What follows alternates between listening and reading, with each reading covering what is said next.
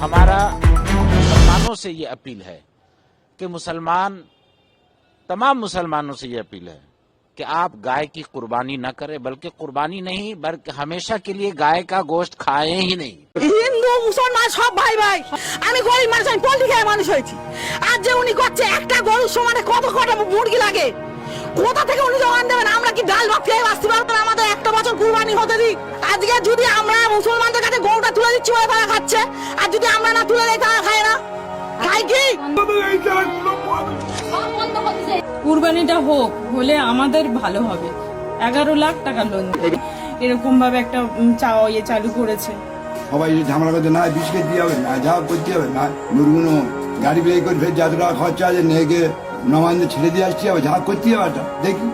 গরু আছে তুমি বলো, এখন তাদের জনসার্টিফিকেট আছে কি? আজকে আমরা দেনাদুনি হয়ে গেছে, আমরা কোত্থেকে দেবো এইসব দেনাদুনি? আমাদের গলায় দড়ি ছাড়া রাস্তা নেই। সরকার যে আইনটা বের করেছে এটা একদম মেনে নিতে পারছি না আমরা। অন্তত এবারটা আমাদের এই কুরবানিটা করতে দিক। কুরবানির কোথা বন্ধ করে দিয়েছে, আমরা খাবো। মন্ত্রীর কাছে দাবি আমাদের কুরবানিটা সুস্থভাবে যেভাবে চালু করতে হয় সেভাবে চালু করুক। আমাদের না তো গোলায় দৌড় দিতে হবে। আমাদের এক একজনের বাড়ি 5টা 6টা করে লোন নিয়ে সব গরু তোলা আছে। আমাদের এইসব গরু না বিক্রি আমরা কি করবো? না খেয়ে তো মারা পড়তে হবে আমাদের বউ ছেলে পেলে।